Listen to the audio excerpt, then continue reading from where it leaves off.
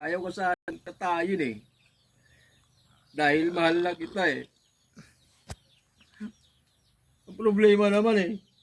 Putang ina eh. Kinakain mo yung mananglagak ng manok eh. Ayun sana kitang katayin eh. Masarap pa ng mga adobo. Putang ina mo talaga. Di na dumadami ang manok ko dahil kinakain mo eh.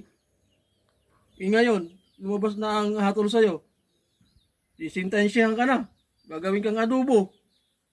Bahala na kung makulong ako. Basta.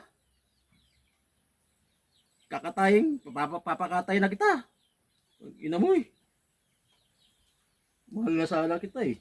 Bilang pa kita ng sardinas. Sa tindahan. Pero anong ginagawa mo? Kinakain mo yung manok ko. Ina mo.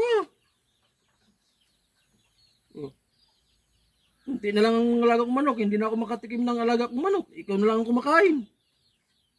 Ngayon, bahala na. Ikaw naman ang kainin ko.